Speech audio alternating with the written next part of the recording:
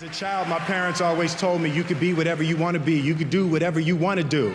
It was something I heard my parents saying it, but I didn't totally believe it. Yet I went out in the world and I carried myself and I held my head high and I stood there and I looked people in their eyes and I talked to people as if I was deserving of everything that this planet has to offer. Confucius said one time, he who says he can and he who says he can't are both usually right. So I want to stand here before you, and as I hold this award, I want to give love to my wife, and I want you to keep in your heart, just know that you can.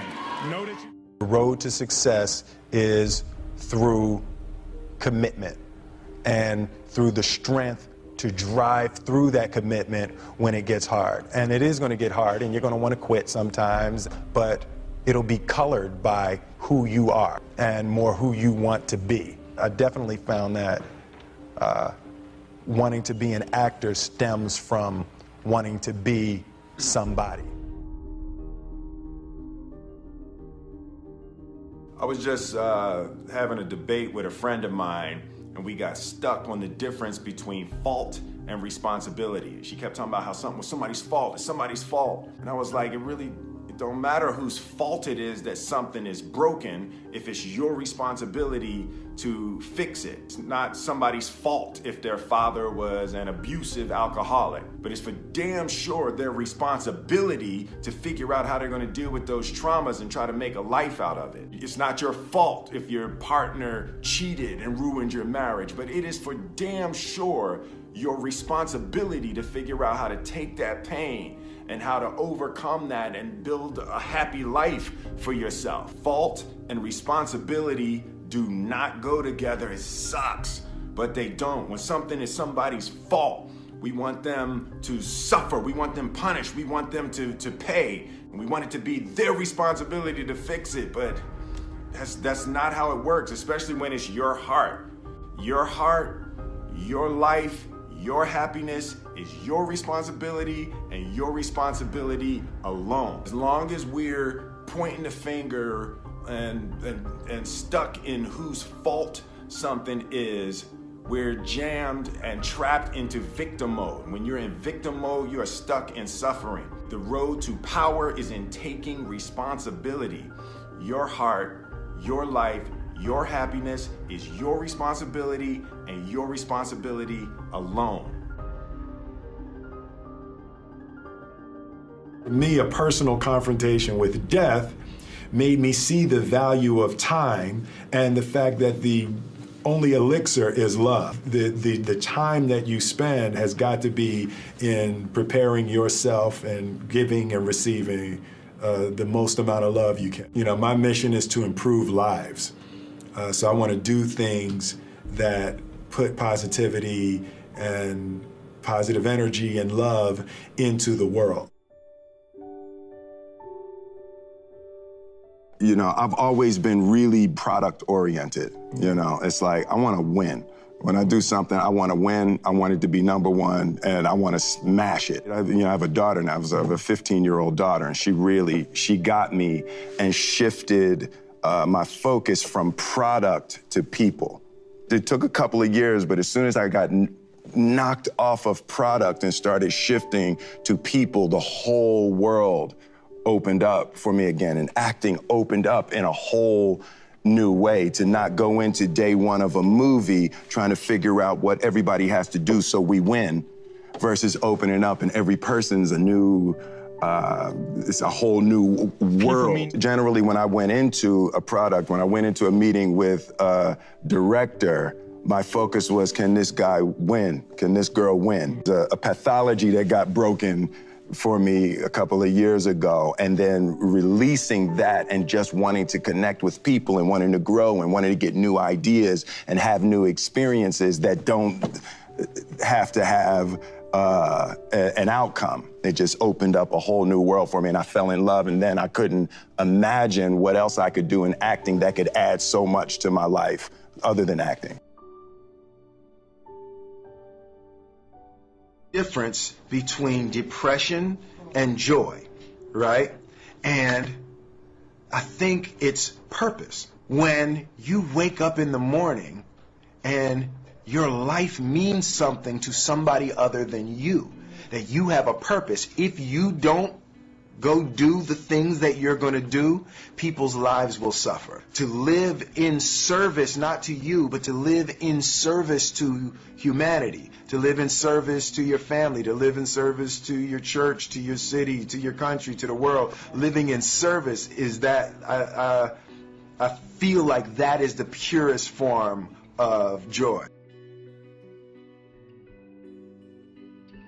Taking responsibility, accepting responsibility is not an admission of guilt. You're not admitting that you're at fault. Taking responsibility is a recognition of the power that you seize when you stop blaming people. It's not like you're letting somebody who wronged you off the hook.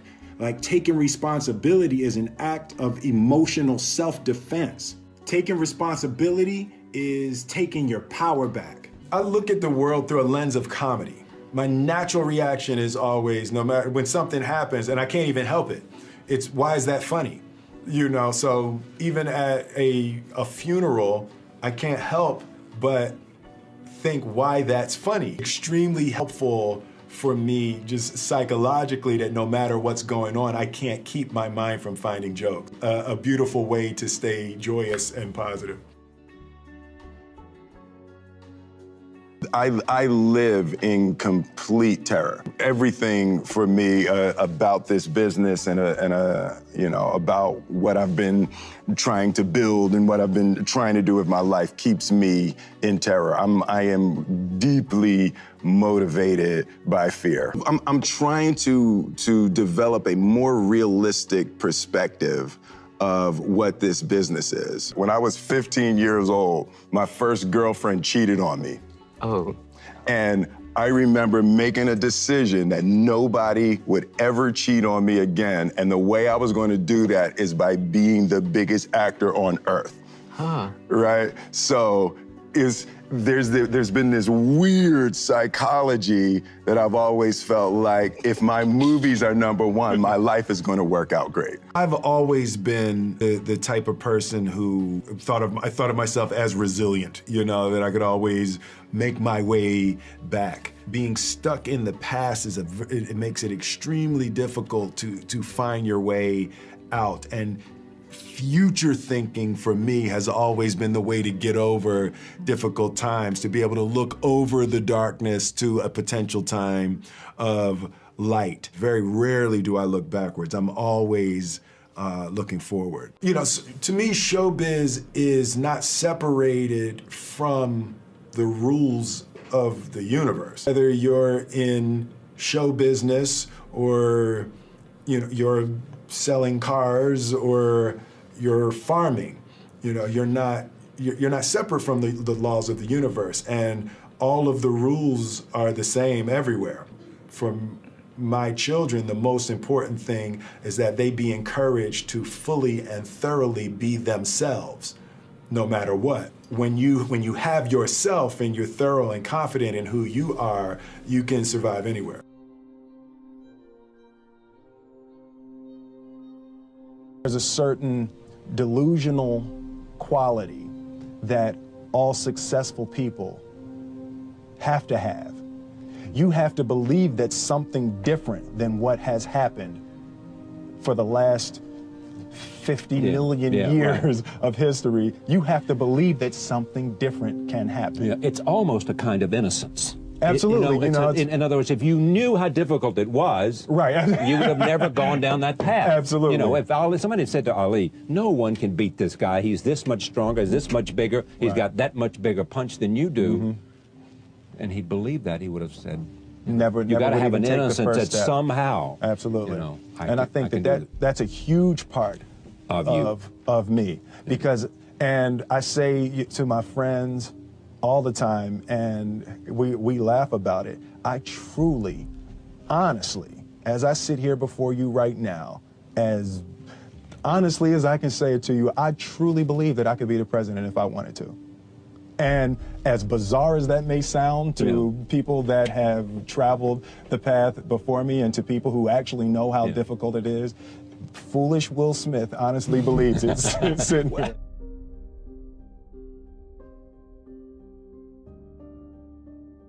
I feel very strongly that we are who we choose to be. I consider myself an alchemist. An alchemist is basically a mystical chemist. And one of the great feats that alchemists used to do is they would take lead, just take a chunk of lead, and they could turn lead into gold. Being able to turn lead into gold. You know, my grandmother used to say, you know, life give you a lemon, you go ahead and make lemonade. Absolutely. To me, that's alchemy. That's the same concept behind the alchemist.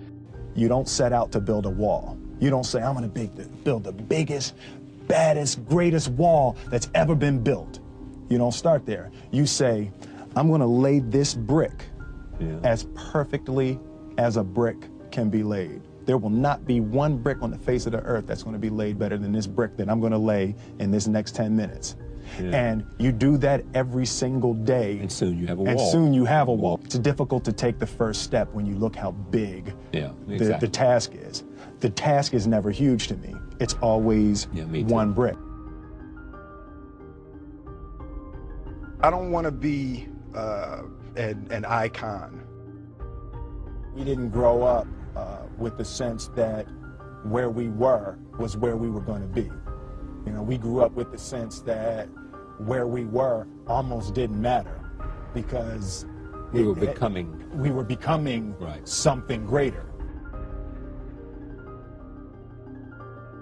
I realized that to have the level of success that I want to have, it's difficult to spread it out and do multiple things. You know, it's in order to be world class, and I've made a decision, I want to be world class. And it takes such a desperate, obsessive focus to excel on the level that I want to make movies. You know, I was Star Wars when I was young. I sat in a movie theater and watched Star Wars, and I just couldn't believe that that movie made me feel like that, just floored and just stunned by the creativity.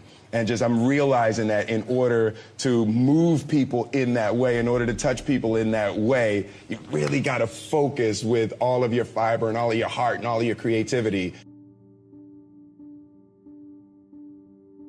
Separation of talent and skill is one of the greatest misunderstood concepts for people who are trying to excel, who have dreams that want to do things. Talent you have naturally. Skill is only developed by hours and hours and hours of beating on your craft. For me, it has been to be that guy that does what people say can't be done.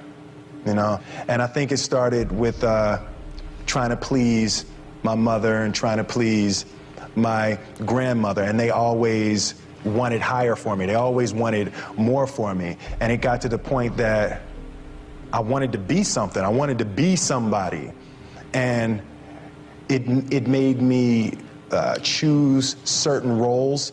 It made me turn down certain roles. There is more than an image that I want to project. I want to be the person that is the first person there and the last person to leave.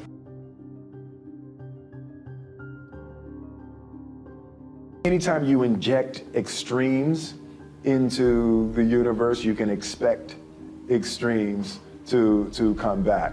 I think that one of the best pieces of advice I ever got was don't let your successes go to your head, and don't let your failures go to your heart. Do you follow that?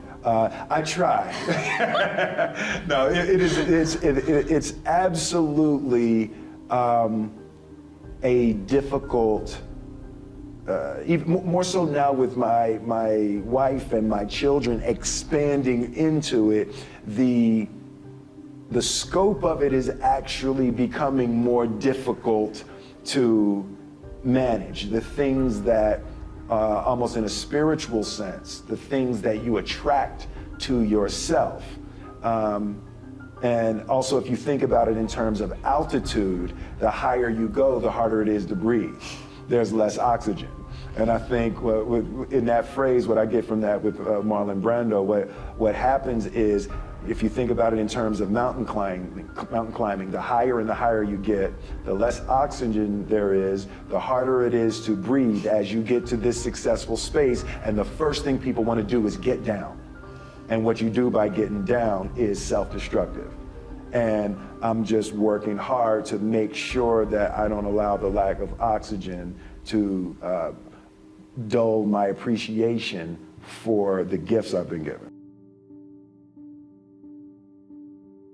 I never really viewed myself as particularly talented. Where I excel is ridiculous, sickening work ethic. You know, while the other guy's sleeping, I'm working. While the other guy's eating, I'm working.